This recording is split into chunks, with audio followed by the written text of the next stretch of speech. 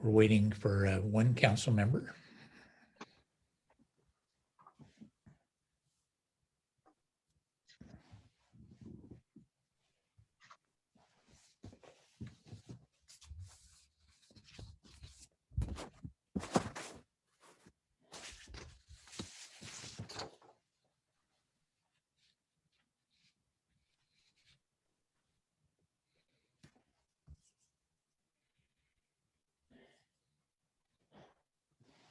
Do we know if Diane's going to make it? She's not here either.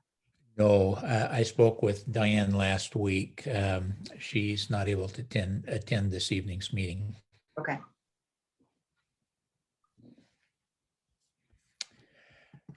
Well, we have all of our council members with us this evening. Jody, and we're doing a regular recording. Yep, you're good. Thank you. Good evening, everyone. Council, staff, and guests. My name is Mike Reming, council member, Mayor Pro Tem with City of Duval. Our mayor will arrive in a few minutes. With that, I will call the meeting to order. This is the Duval City Council meeting for June 1st, 2021. The time is now 7:01. With that, please join me in the flag salute.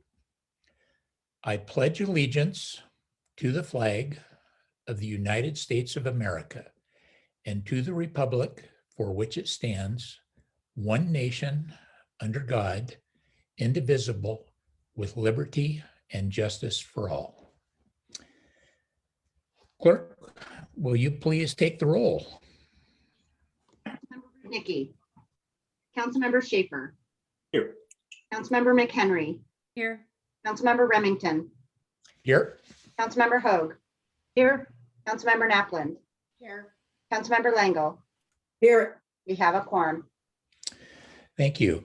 Under additions or corrections to the agenda, please add under consent agenda claims for May 18th, 2021 through June 1st, 2021 in the amount of $433,476.04.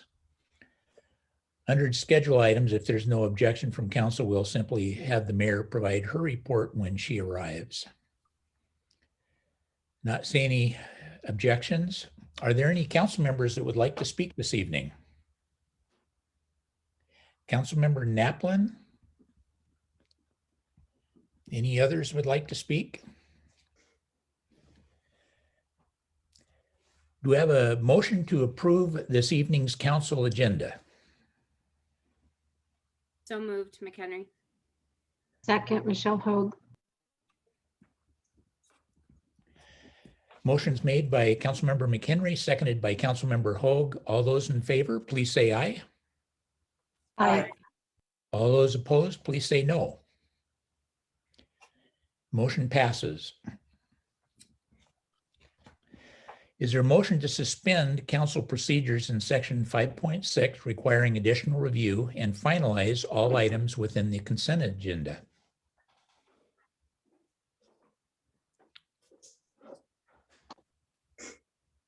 So moved. Second, McHenry. A motion made by Councilmember Hoag, seconded by Councilmember McHenry. All those in favor, please say aye. Aye. Aye. All those opposed, please say no. Motion passes. Do we have a motion to approve this evening's consent agenda? So moved, Michelle Hoag. Second, McHenry. Motion made by Councilmember Hoag and seconded by Councilmember McHenry. All those in favor, please say aye. Aye. Aye. All those opposed, please say no. Motion passes. Moving on to comments from the audience. Clerk, have we received any written comments for this evening? We have not, and I'm allowing our one attendee to speak at this time. You may unmute yourself if you would like to speak. Great. You can state your name, your address, and you have 3 minutes to speak if you would like to speak.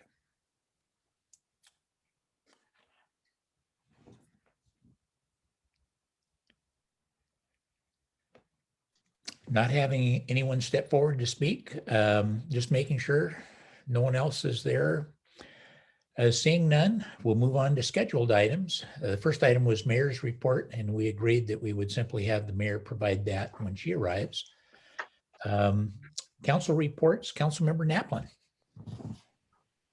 Mine's just really quick. I attended the SBGA meeting this last week, and I just wanted to let you all know that the mayor incarnation, Kim Lisk, nominated myself and Jim Rival for president and vice president, me as vice president, and we were elected. So I just wanted to let you all know, and we're excited to try to further the legislative agenda and take any ideas from, the member cities and organizations on topics for meaningful meetings. So that's all I have to share. Great. Well, thank you for doing that. Jim's a great partner incarnation, and I know you'll enjoy working with him. Our next item is our council committee reports. First up is finance administration with myself. Last week, we met with finance administration and have continued to work hard on the on-call list. We focused very specifically on that vendor list. We recognize that we need to do something before the end of the month so we can maintain our city business uninterrupted. With that, I've asked our city attorney, Daniel Kinney, to join us, and he can fill you in. We worked hard to come up with a recommendation that we could provide council. That won't be voted on till our next meeting, where there will be an agenda bill, and it will be our very last opportunity to do something at a regular meeting before those contracts expire. So tonight, if you have any questions, you're welcome to ask, and then next meeting, you're welcome to dive into the details, and we can certainly finalize anything before we finally approve that vendor list. With that, City Attorney Daniel Kinney. Yes, can everybody hear me okay? Yes. Great, I have a slightly different setup with an earpiece. Anyway, so this is just a very, very quick update. Again, it'll all be presented to everybody next week. Finance and administration had a meeting, and I think we came to kind of a general consensus on where we're headed and where the committee would like this to head. And as Mayor Pro Tem Remington noted, what we'll have next week presented for you for consideration is a packet that will include the extension of the on-call contracts for 6 months. Coupled with that will be a policy that administration will use going forward while the procurement policy is finalized. The policy that will be included in that packet will be consistent with current code, so it won't need to revise the code specifically, but staff will use it going forward for the on-call contracts. And so it'll kind of be a phased in approach with the on-call contracts while they are being extended for those 6 months, because they need to be, they will expire. And so that'll be presented. It's going to be generally consistent with MRSC's updated guidance. And so it shouldn't be anything that's too much in any direction. I think everybody agreed it was probably a good middle ground to go with, and I think everybody was generally satisfied with it. It's of course a very important topic. There's ongoing discussions for the final procurement policy as a whole, but this is a way to get those contracts extended and then have a policy again to be used to move forward on an ongoing basis until that gets done. And so, as Mayor Pro Tem Remington said, those contracts expire at the end of the month, so the next meeting is the last opportunity. And so I would encourage everybody to look at that agenda bill as early, once it is put out to you, as possible. So if you do have questions, please send those to FAC. Well, I guess we can't have 4 people doing that. Sorry, don't do that. To administration or myself, and we can work through those questions and make sure that we manage those and get you answers in advance. Because we will be asking that those contracts be extended at the next meeting on the first touch. So if anything comes up, just let us know and we can talk through that. And again, this won't be your last touch on that. You will have the procurement policy that will be coming in the near-ish future. So of course we can answer any questions now, but that hasn't been put into pen to paper yet to pull that together. So we'll get that for you. Councilmember Hoag. Is it possible to get prior to the packets coming out so that we'd have time. So Daniel, the question is, how quickly can we get that draft out?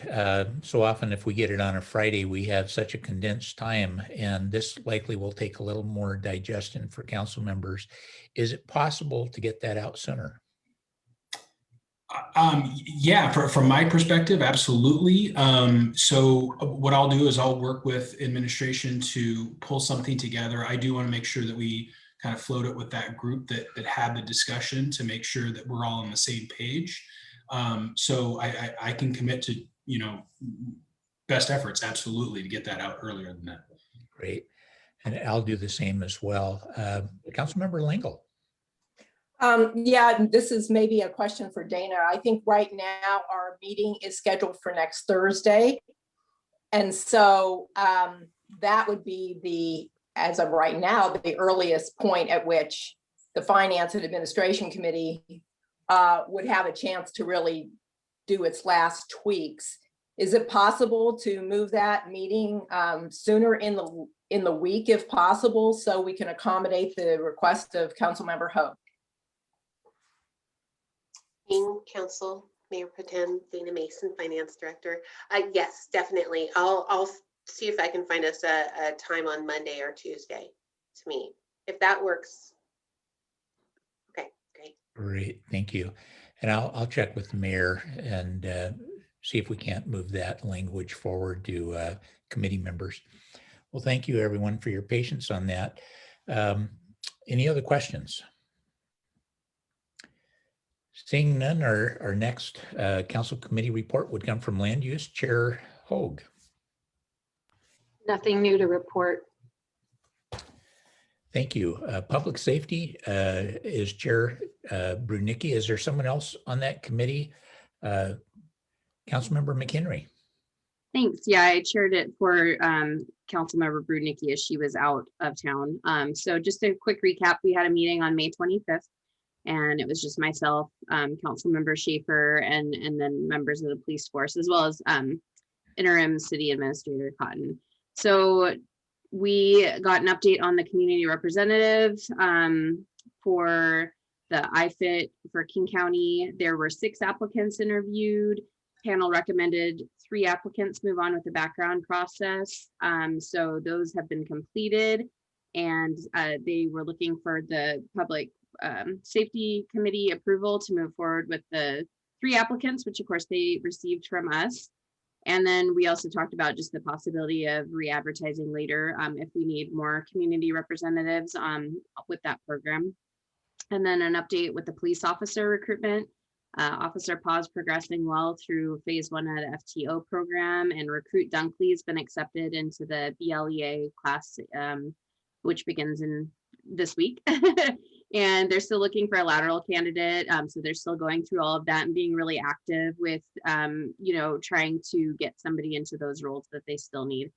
There was a bullet point about the fireworks ban discussion. So basically, the discussion about how King County has banned fireworks, what that will mean for our city come next year when that goes into effect. And the police department's putting together their portion of that presentation, which includes a history of their service calls for the last 3 years. So that'll be really interesting when we all get to hear that presentation with the fire department as well. In terms of water safety, we've been having a discussion in our committee about signs. So the no wake signs had to be taken down at some point in prior years because they were not enforceable. And that was the recommendation of WCIA, our insurance. And of course, as you know, with the jet skis, there's a bit of a delay in production because there's such a high demand right now. So we were brainstorming, and I had mentioned, what if for the boaters side of it, if you're coming down a river on a boat, just having a sign that warns caution swimmers in water could be really helpful. And it's not an enforceable thing. It's just a warning to boaters. So just to make them aware there's kiddos in the water there and other people. And but the insurance company did say that we could have a sign on the beach as well, warning people about a strong current, cold water, and to remind parents to supervise their children in that environment. So that's something that the committee feels pretty strongly about. And Lieutenant Sabrin's been really great about talking to WCIA, and I think it's close to that point too, where we're going to pass that on to maybe a different committee like Public Works, whatever's most appropriate to take it on from there. And then Duval Days, of course, is a lot smaller this year, which is okay. I think we're all getting back to that normal, but this will be really great. So there will be police help for that event because they want a non-gathering fireworks. So a reminder to the community, non-gathering, but I was told they would have a lot of signage. So hopefully the police just have to give reminders to a few folks who might wander down there. And then last is civil service. Basically, one of the appointments expired at the beginning of April. And so usually there's an extension prior to the expiration, but since it's already expired, they just have to go through that formal recruiting process. And it is expected that the person who held that appointment will reapply, but you'll just be seeing that go through the normal process this time. And that's all I have for public safety. Well, thank you. Well, we're going to bring you back up for Public Works, Chair McHenry. And for that, I have no update because I covered that one at the last meeting. Is your committee going to take care of those signs? Well, I'll let you know next time we meet. Thank you. We also have ad hoc committees. That includes our council procedures update, code of conduct. Chair Hogue. Thank you, Mayor Pro Tem. Monday's our next meeting. We'll be working on chapters 1 through 4 of our procedures. So if council, it's only 9 pages. So if council was so inclined and wanted to read it and send us input, that would be great. But that's what we're working on next. Thanks. Thank you. Finally, we have our Human Services Grant Policy, Chair McHenry. Thanks. And just to Council Member Hogue, I think that's Monday the 14th, if I'm not mistaken. I think not next Monday, but I'll double check. I just want to confirm the date. Okay, I have it for the 7th. I'm glad you said that. So Mini heart attack. Jody, do you know for sure? I'll look at my I'll look at my calendar while you're giving the other report. Okay. Great. Okay. Thank you. And I could be wrong, but I think that's what I had. So for Human Services Grant Policy, we had a great meeting. We went through the scoring criteria and it was a little rusty. It's been a while since we've gone through it, but I think we worked through it really well and we got it to a point that it's very functional for this round. And then our meeting, I think, is Thursday. Yes, this Thursday. And we're going to be scoring. So basically at this last meeting, we assigned weights to the different criteria. I think in the future, there's some wordsmithing, but we're just looking forward to going through it again this time and then immediately restructuring some of those questions. And I think it'll be really obvious what we need to address. But I think we made some great updates and changes to make it streamlined a little bit more this time around. So that's the update for that. Great. Well, thank you. And you are right, Councilmember McHenry. It is on the 14th. Thank you, Jody. Well, we will move on to our administrative update with Interim City Administrator Ryan Cotton and Director Laura Thomas. I think, Ryan, you're still on mute. I'm sorry. Thank you. Thank you, Mayor Pro Tem. Thank you, members of the City Council. This is an opportunity to give you some high-level information, headlines I call them, on what I've been doing and will be doing, and also Laura Thomas. So with that, I'm going to share my screen.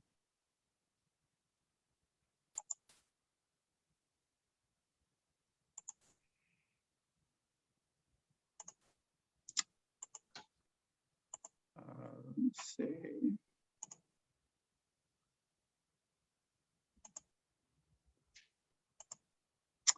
Try that Mr. Cotton, Mr. Yeah. Cotton, if I have it really quick, if you want me just to bring it up.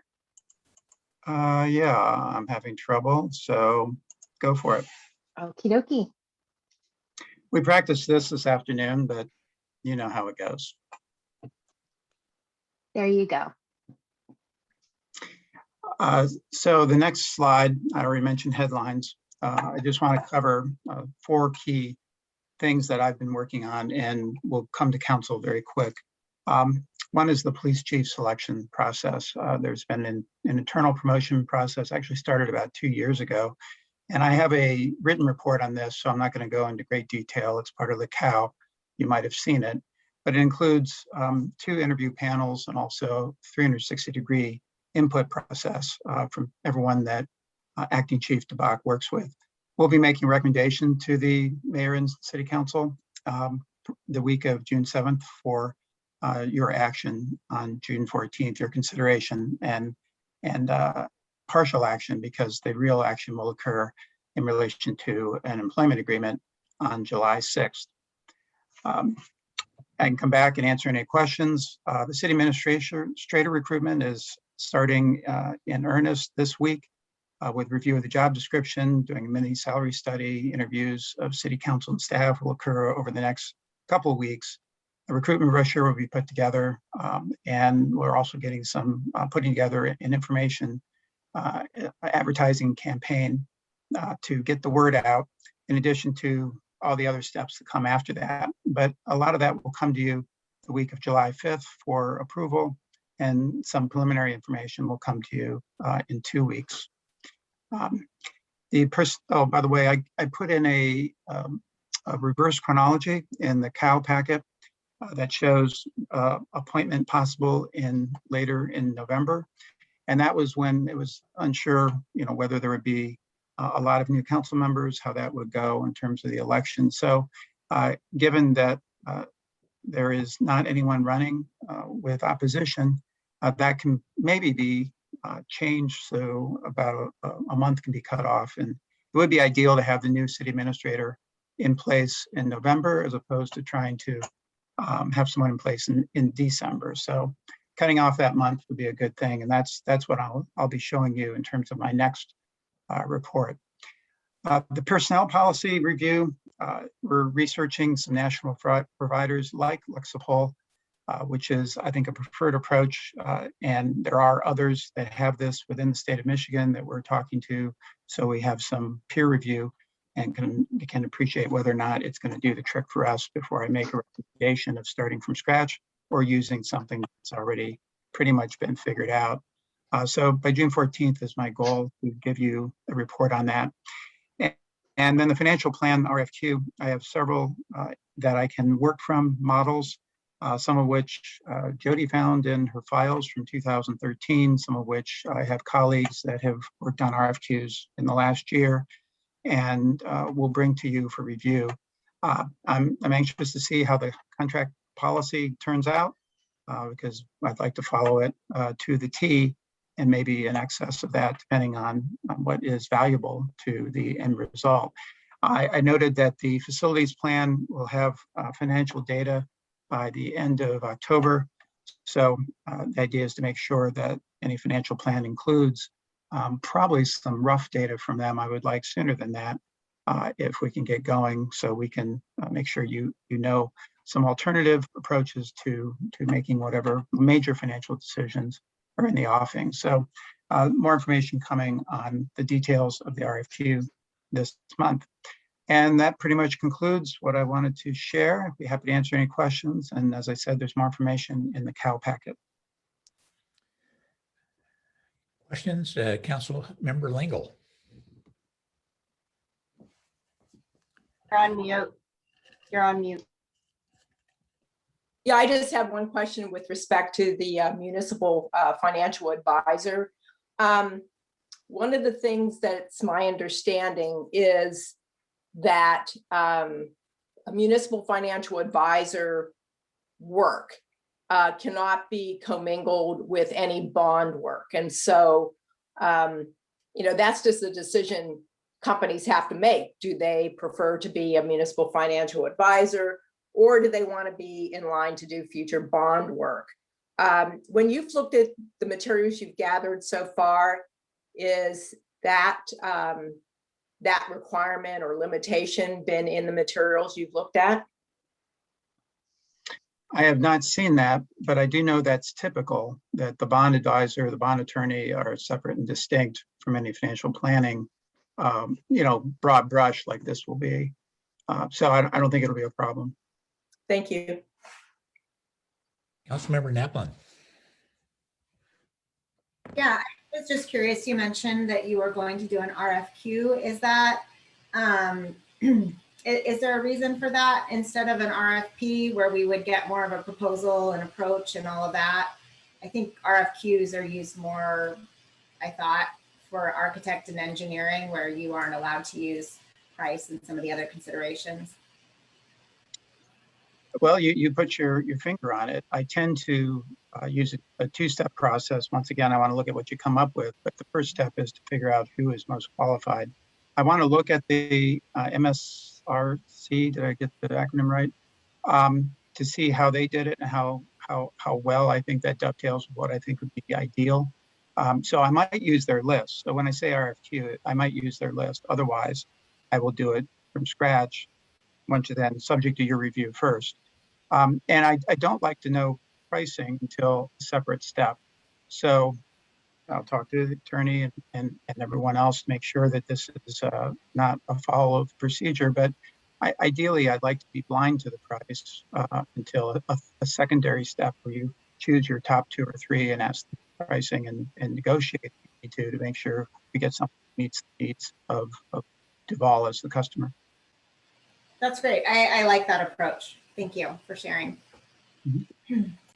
Other questions?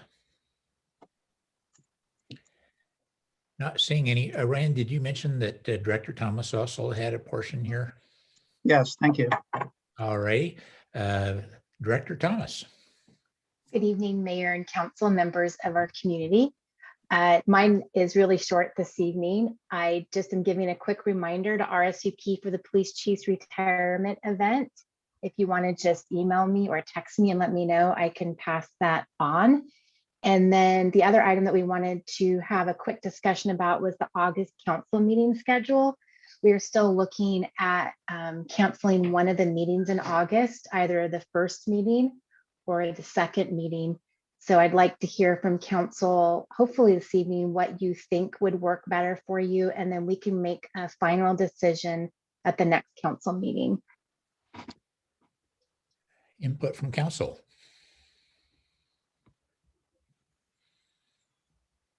I'm just reading minds. I think they're saying they want to cancel both. Councilmember Hoag and then Councilmember McHenry. I am open to either. I'm just curious if the ones with kids, if there's a better day to cancel than the other. Councilmember McHenry. I don't have a preference. Either one's fine. Other council members? Councilmember Naplin. Yeah, I have a kiddo that I will be taking to college, and it looks like it might fall around that third week. So I don't think we have exact information yet. Because it would be the 17th. Is that right, Jody? August 3rd or August 17th. Right. And I have a little bit of input too when Councilmember Naplin's done. Okay. But I need to look and get more information about the wheres and whens and all of that. So I'm sorry, I can't give an answer right now. That's okay. We're just bringing it up as a conversation. We would like to try and nail it down at the next meeting because we have some projects that are coming through council, some final plats. And so we're trying to make sure that we're either going to hit the first meeting or the second meeting. Jody, you wanted to provide some input? Yeah, so I was just looking at my council meeting agenda calendar, and so we have a meeting July 20th. So if we canceled the August 3rd, we would have 1, 2, 3 full weeks between meetings. If we canceled the August 17th, we would have 1, 2, 3, 4 full weeks. I don't know if that affects anyone one way or the other, but I just wanted to let you know that it does look like we would have one more week because August has a Tuesday on August 31st is a Tuesday. So then we have kind of an extra week between meetings. Councilmember Hoag. You're on mute. I was going to ask Director Thomas about Chief Hurt's gathering. could you let me know the date? Is it, I will go ahead and email the date. Everybody should have received a postcard okay, so about a month ago. I did, but I know that Councilmember Langle did not. So yeah, I just thought I'd let you know. Thank you. And if you could let Jody Wyckoff Council know if you can't make one of the 2 meetings in August, and that'll really help us shape which one we would drop. Is there anyone opposed to dropping a meeting? Not seeing any hands. So Jody, I think it's just a matter of picking one or the other. By the way, for our citizens, many city councils in our region don't meet in August. We've had an awful lot on our plate, and to keep things moving forward, we often meet twice during August, and we see that we may have an opportunity not to meet in one of them. So that's pretty standard for most city councils. Director Thomas, I think that was the last item on there. You're good to go? I'm good to go. Thank you. Well, thank you. Well, we will move on under presentations. And this is the lightning round. There are no presentations this evening. Under public hearing, there's no public hearing this evening. So we will move on to new business. Our first item is Agenda Bill 21-53A, ordinance, amend the Duval Municipal Code 4.04.050, medical coverage. And this is for discussion or decision. And with that, Interim City Administrator Ryan Cotton will present this item for us. Thank you, Mayor Pro Tem, members of the City Council. My name is Ryan Cotton, Interim City Administrator. And this item we first mentioned on May 4th in relation to the cost of living increases and the recent approval by the City Council of the Teamsters contract. What it would do, or is doing in their case and would do in the non-represented employees' case, is to increase the share of the city's cost of the insurance from 75% to 80%. This is for equity purposes, basically parity, and it's not a lot of dollars, especially in conjunction with another aspect of this contract that we're recommending I'll come to next. The total cost in the next, starting January 1 in the 2022 budget year would be $4,504. So keep that cost in mind. The next provision is to enable employees to opt out who now have family coverage, who may be able to opt out because of another family member that covered them otherwise.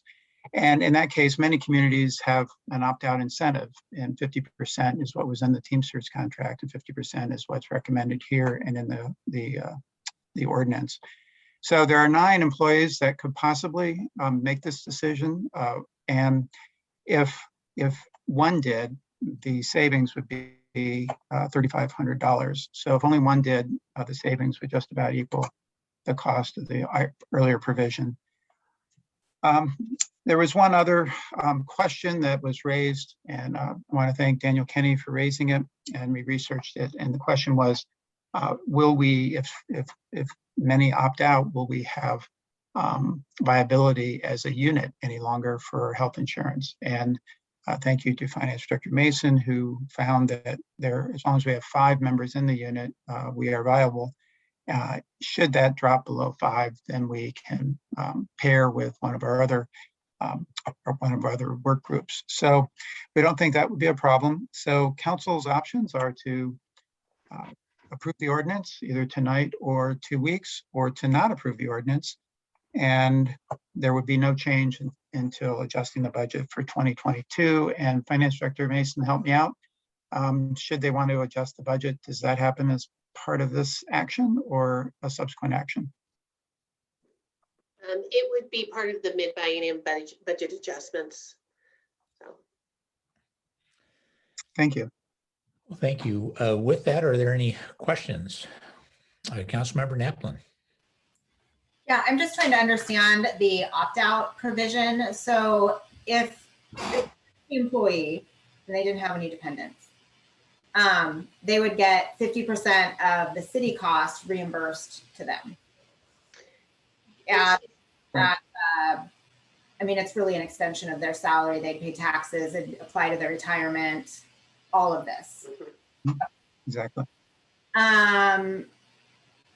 And so in this, when the calculation was done, that was taken into consideration, the extra retirement contributions, all that. And then the other scenario, let's say they're just they're an employee and they have children, but so far they haven't been putting children on it because their spouse is covering the children. So now, even though it's not costing the city, if they now say, oh, I do have children, but I'm opting out of my children, do they get 50% of that? Do you understand? Does that make sense? I probably am bad at explaining. I'm going to defer to Finance Director Mason, who did the math on that. Thank you. So the opt-out provision is for the employee portion only. So they would get the same amount as just a single person, someone who didn't have dependents. So it's only, they would only get the employee portion. Only 50% of the employee portion. Yep, exactly. Okay, because in the agenda though, it said something about it would save the city $3,500 if the employee has no dependents and considerably more if the employee has dependents. So it made me think that there was some kind of savings. Well, the savings would be because they would only get the employee portion, but the city might be paying, upwards of $20,000 for a family with dependents. But if they have coverage through their spouse, then the city would only be paying the 50% of the employee portion out. So that would be a savings of, could be, $15,000. Okay, so potentially people have been paying the 25% share on someone who already had coverage by someone else, or they might, okay. Or they might just switch to their spouses. I get it now. Okay, but there's no additional benefit by opting out the children. It's just the employee. Okay, sorry, I didn't completely understand how it worked. Thank you. Are there other questions from council members? I'm not seeing any. Mayor, welcome. We have moved on to a new business. We're currently going through that item, and we reserved the mayor's report until you arrived. So you can do that at any point you choose. I will ask council on this. You do have the option to suspend your rules this evening and make a motion to approve this evening if you would prefer. So I'll leave that up to council. Councilmember Langle. Okay, you were on mute, but I believe with my lip reading that you have moved to suspend our rules. So we would be looking for a second. Yes. Second, Schaefer. So it was brought up by Councilmember Langle and seconded by Councilmember Schaefer. All those in favor, please say aye. Aye. Aye. All those opposed, say nay. Not seeing any, motion passes. Councilmember Langle? I'm sorry, I missed you in between our vote there. That's okay. I'll make a motion to approve AB 21-53A, which amends the municipal code on medical coverage to provide for employee health insurance. So we have a motion to approve. Is there a second? Second, Schaefer. Motion made by Councilmember Langle, seconded by Councilmember Schaefer. All those in favor, please say aye. Aye. Aye. Aye. All those opposed, please say no. Motion passes. So Mayor, we're now moving on to our second item. If you're ready, I will turn the meeting over to you. I am ready, and thank you. That was the last Tuesday Council Night Little League game of the season. So I will be pleased to be able to resume normal schedule again. And thank you again for your grace and patience so that I could watch my little guy hit his runs.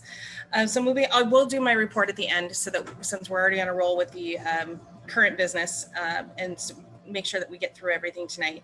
So next on the agenda is Agenda Bill 21-54A, ordinance to amend DMC 4.12.020 for vacation. This is a first touch for discussion and or decision. And if you do want to move it tonight, you'll need to suspend the rules, but that is at council's will.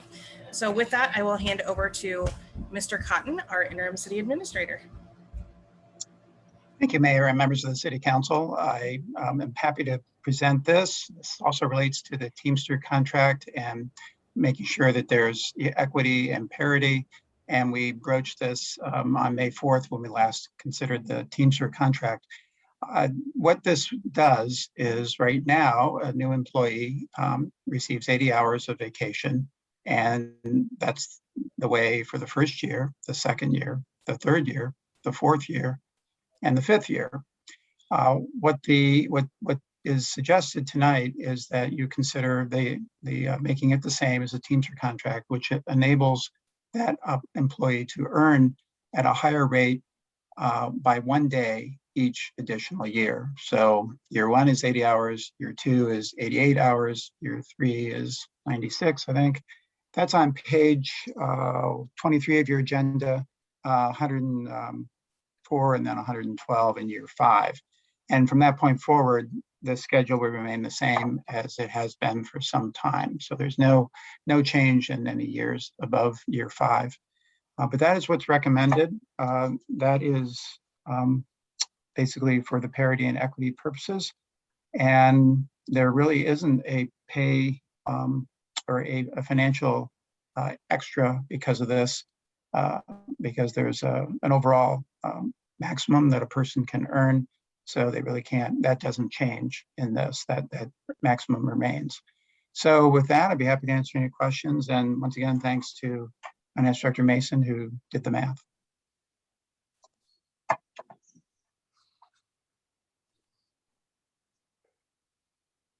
Do we have any questions from council on this item?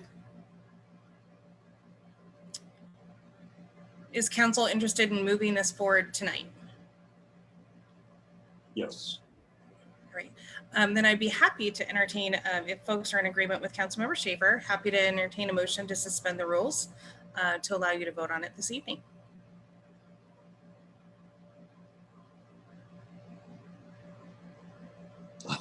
Councilmember Schaefer moves to suspend the rules so we can vote on it this evening.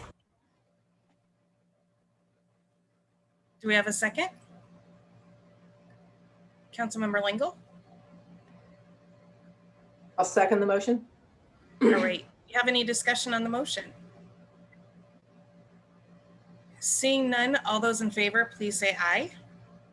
Aye. Aye. All those opposed, please say no. Motion passes. And I'd be happy to entertain a motion on Agenda Bill 21-54A.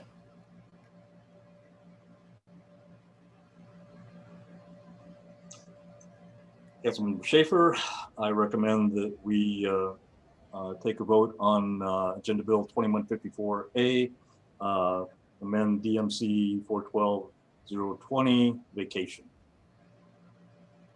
Do we have a second?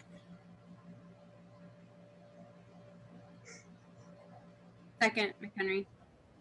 All right, we have a motion by Councilmember Schaefer and a second by Councilmember McHenry to approve ordinance Agenda Bill 21-54A. Is there any discussion from council? Okay. Seeing none, all those in favor, please say aye. Aye. Aye. Aye. All those opposed, please say no. Motion passes. Thank you very much for that quick approval. I know it's a simple thing, and sometimes we want more touches on these, and I think that we're all very grateful for the quick action this evening. So moving on to unfinished business, Agenda Bill 21-52B, authorize the Administrative Assistant 1 for the Clerk's Office for discussion and or decision. And I will let Interim City Administrator Cotton and Ms. Wyckoff, Clerk Wyckoff, lead this agenda item. Thank you, Mayor, members of the City Council. This position is already in the 2022 budget. We do know that it's hard to recruit and orient and get people up to speed when they are recruited. So given the workload, it makes sense to come to the City Council to see if you would be comfortable moving this forward to begin the recruitment process this summer. So the detail was produced by City Clerk Wyckoff, and I will turn it over to her. At the last meeting on May 18th, we asked you to consider starting at step 4 if we were to begin early. And also the request was made to provide financial information about the impact on that and also any other potential mid-year changes that we have spoken of recently. Of course, there's been a lot of mid-year revenue that we had not expected. So Finance Director Mason did some work on that. But for now, I'd like to turn it over to City Clerk Wyckoff. Thank you, Mr. Cotton. For the record, Jody Wyckoff, City Clerk.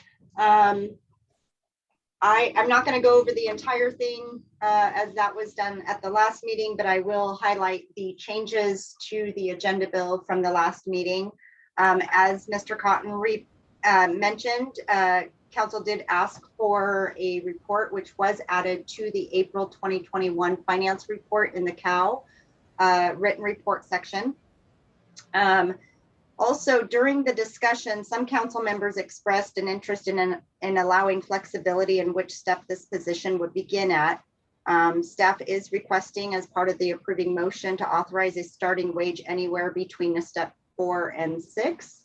And for reference in the agenda bill, I did outline the budget impacts for those various, I actually, not me, sorry, Dana filled out the document for me, but we outlined steps 4 through 7, just so council had some sort of reference. And we are here to answer any questions. Great. Does Councilmember Schaefer? Yeah, again, not a question, just a comment. I mean, we've all heard these stories, and so I don't want to spend much time on this, but we have beginner fast food places offering people $25 an hour start. So I would very much approve the flexibility, or like the flexibility to go up to even a step 6, as Jody just stated. Otherwise, I'm afraid we just won't see good quality people apply for this position. That's it. Thanks. All right, thank you. Councilmember Naplin?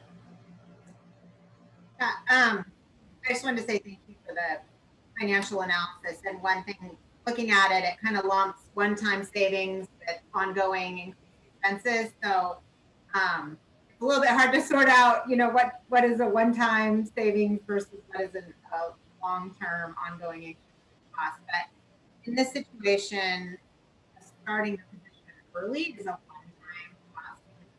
Already Councilmember Naplin, your audio is cutting out really bad. I can't hear you. I don't know if anybody else is having issues hearing you. Yeah. Interesting. I can hear everyone else just fine. Now we can hear you. I'm not sure if you moved backwards too far. Stay right there. I don't know. I will hold really still. No, I was just saying that the financial information was very helpful, but it did combine one-time savings with kind of some ongoing increased expenses, which made it a little bit hard to sort out exactly where we were, but still very helpful information. And I think what I am taking from this is that the starting of a position earlier than budgeted is a one-time cost. And so since that is a one-time cost, I think that it seems reasonable to do that. In regards to the starting wage, I guess what I'm trying to understand is an admin one, a position we plan to have for a while, or are we looking at this position as, we're trying to hire someone that likely will be an admin 3, so we need to hire them at a high enough amount that we could attract that person who's upward mobile Do you see what I mean? Like I just want to make sure we get the right person who maybe, I don't know. I mean, $23 an hour, I guess isn't that much, but my son works at fast food and doesn't make that much money. May I address that, Mayor Pro Tem, excuse me, Mayor? Yes, absolutely. Yes, so there's also some succession planning being thought about here. I think many of you know that City Clerk Wyckoff got her start in a similar role. So with luck, we'll find an entry-level person that would be motivated by a higher number, but maybe not qualified for that just yet, but would be in a position to at least be attracted by it. Without luck, we'll maybe get someone who's experienced at that higher number. So correct me if I'm wrong, City Clerk Wyckoff, but I think we would be happy with either of those outcomes. And by allowing for a wider range to be offered enables either one of those outcomes.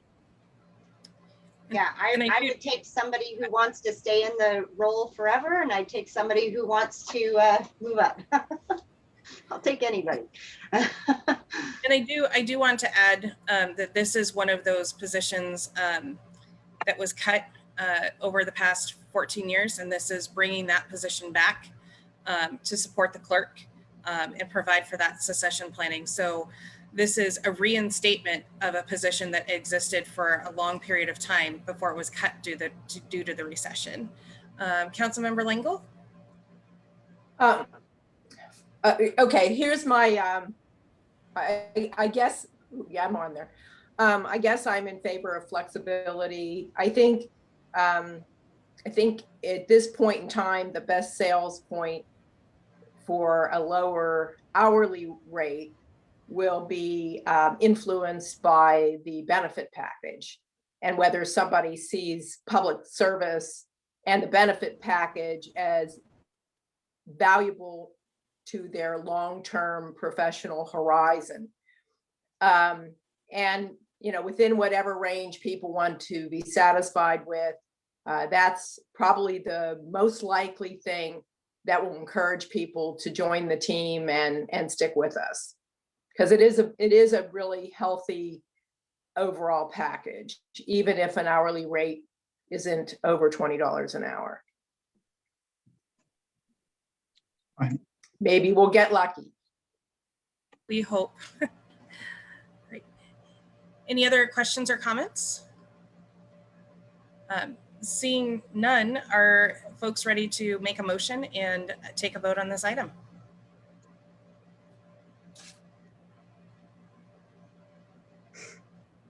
I move we approve Agenda Bill 21-52B, authorizing immediate recruitment of an administrative 1 clerk's office position with starting wage between step 4 and step 6. Do we have a second? Second, Schaefer. All right, so we have a motion by Councilmember McHenry, a second by Councilmember Schaefer to approve Agenda Bill 21-52B. Any further discussion? Seeing none, all those in favor, please say aye. Aye. Aye. All those opposed, please say no. Motion passes. And moving on to our last item of unfinished business, Agenda Bill 21-13E, Westcott Duval Village Commercial Application Extension Request. And this is a continuation. Was formerly Agenda Bill 20-35 for discussion and or decision. Ms. Thomas. Good evening, Mayor, Council, and members of our community. We have seen this item come through a couple of times over the past year. It has gone through a pretty rigorous process through workshop at both Planning Commission, City Council, Land Use Committee, and the Planning Commission also held a public hearing and has made a recommendation to staff and to council. So just to go over a little bit of history again, for the project, we entered into memorandum of understanding in 2014, and we entered into a development agreement later in that year. The development agreement does expire in 2025, so I thought that was important for council to note. A preliminary plat was received in 2015, and the final plat was completed in 2019. We received the commercial deferment request in January of 2020. Home construction began in 2020-21. We did receive the letter again on January 16th of 2020, and we then received a letter from Colliers International. That was the market study that we had requested. And then we had requested an updated report. There wasn't a lot of information in that, and that was somewhat due to the pandemic and not being able to acquire a person to do that or a firm to do that. And so that was submitted by Westcott in September of last year. We then received an updated email from Westcott January of this year, and on the 12th, again, reiterating their need for an extension. And then in April of this year, 28th, Planning Commission held a public hearing, and Planning Commission made a recommendation on May 12th. In your packet, you have an updated recommendation. This recommendation came through a pretty good process through the council and through committee, administration, and Planning Commission. And so when you look at your minutes and you look at your previous reports, the conditions or the terms have matured based on questions and comments between Planning Commission and City Council, and then obviously staff and administration worked to amend those terms throughout the process over the last several months. That is continued. There are 5 terms that we added. This is a portion of the development agreement. So term in the agreement 3I that just talks about the development agreement, the phases, and commercial development, just so that we had that up there as well. And that's also in your packet as well. We are making a bit of adjustment, not necessarily in our recommendation at this point, but we have recently received email from the owner. They, as you know, they've not participated along the way, but they are now participating and sending email to the mayor and myself. And so I would like the opportunity, if council's okay with that, to meet with Carrick Edwards, have a discussion with him, and then I would come back and summarize that at the next council meeting. In general, they feel like they meet the development agreement and don't really need the extension. Staff does expect for council to take final action at the next meeting.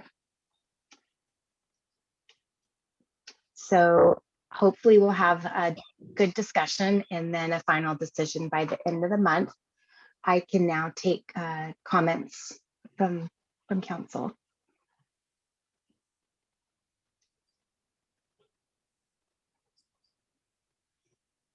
Councilmember Schaefer, and then Councilmember Langle.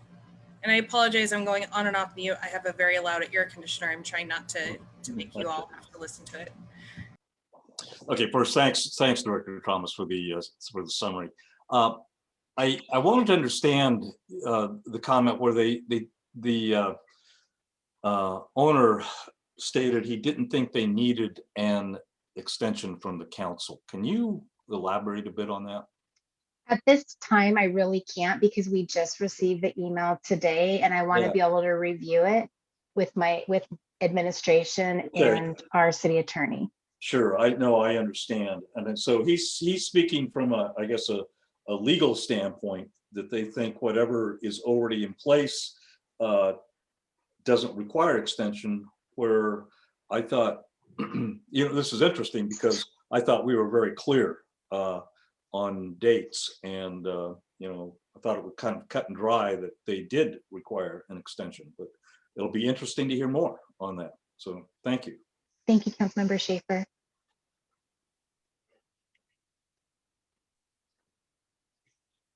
Councilmember Langle, you had your hand up second. Yeah, I just had a quick question. After you get clarifying information, will it be an opportunity? I don't know how we would do this, but just so that the land use committee is in the loop on this somehow, because we were in the loop before. I would just like to understand as well, but it sounds like time may be such that we can't. That's a really great question, Councilmember Langle. If we have the opportunity and time, I will schedule a land use committee meeting to provide a summary and go through a discussion. Thank you. Thank you. Councilmember McHenry. Thanks. Thanks for the update. And I think it all sounds good to have you meet with them and come back to us with interested to hear what that'll be, but I'll leave it at that. Thanks. Thank you. Councilmember Schaefer. Yeah, a question. So what happens if we do take the committee's recommendation, approve this till the, I think it was the end of 2023, and they still haven't met their obligations by then? So they're still the landowner at that point. And they, at that point, I think any kind of development permit has expired.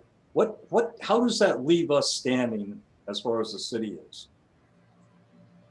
I will ask Daniel Kinney, our city attorney, to weigh in on that question. So we can, I would feel most comfortable talking about that next time, probably.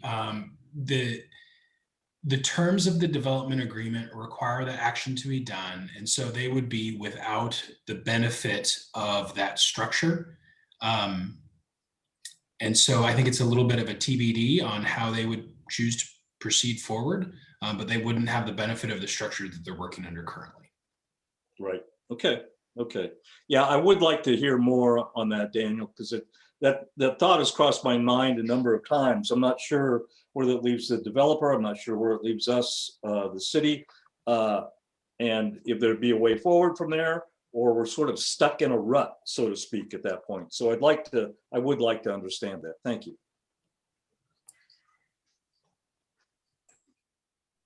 Any other questions or comments? Seeing none, we'll go ahead and move on to my report, and I'll keep it relatively short. Maybe we can get out of here by 8:10 or 8:15. That would be great, wouldn't it? So just one quick heads up on what's going on with the governor's OPMA proclamation. I've heard from multiple sources in the last 24 hours that what we thought was going to be a repeal of the OPMA proclamation as of July 1st, requiring everyone to go back to in-person meetings. It looks like that's not going to happen anytime soon. And I have been talking to some other cities and the county, and it looks like the trend for this, for the most part, is folks are planning to go back to in-person meetings in September. That allows for more time for planning, more time for vaccinations. There's still really a lot to be worked out as far as vaccination policies for attending public meetings and how we handle that, and accessibility. And so I think this is good. It gives our staff a reprieve to be a little more methodical, whereas a couple of weeks ago, we thought we were going to have to rush back into this process, and really be able to absorb what new guidelines come out in the next couple of months. I think a really positive trend in COVID in Washington State and King County in particular is that our numbers are dropping like crazy throughout the county, and vaccination rates. I think we have, as of today, the last I looked, over 65% of King County residents are fully vaccinated of those that are eligible. So this is huge. Very, very positive news for our long-term reopening and getting folks to feel safe reopening. I do want to hear from council members privately what concerns you may have about reopening and being together in person. I know multiple people in other cities that are immunocompromised, or staff members in other cities that this is part of the consideration of how they reopen and how they come back in person. especially if we can't fully guarantee that unvaccinated people won't attend the meetings and put those individuals at risk.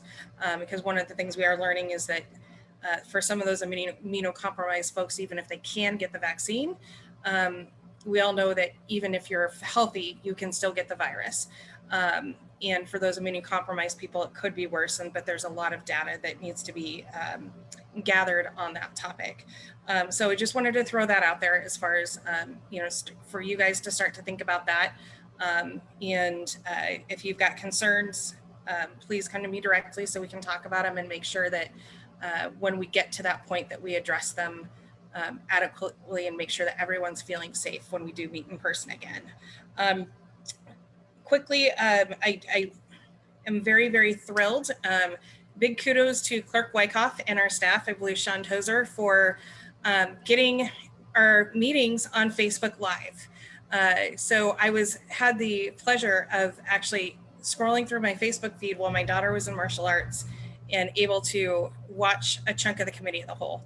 And there were people watching, and the closed captioning worked fantastic. And that's a really, I think, huge step for our city that I want to see continue. I know that Councilmember McHenry in particular and I share a really strong passion for making sure that everything that we do as a city is accessible, and being able to have the AI closed captioning helps us reach people in our community that we've never been able to reach before. So we'll probably do after we do a little more testing and seeing how it goes, do some messaging to our community to make sure that they know that if they are hard of hearing, they have a place to watch our meetings and can watch it in real time. So that's very, very exciting for me, and and I think for staff and most of council as well. And it's a big achievement for our small city. It was just 4 years ago that we were able to get our meetings videotaped and put online. And that was a huge step. And COVID, subscribing to Zoom and doing our meetings this way has been another big step in transparency. And so having all of these options is going to be great for all. And I hope you appreciate it as much as I do. Last item is, well, I don't have a proclamation finalized yet. It will be finalized tomorrow.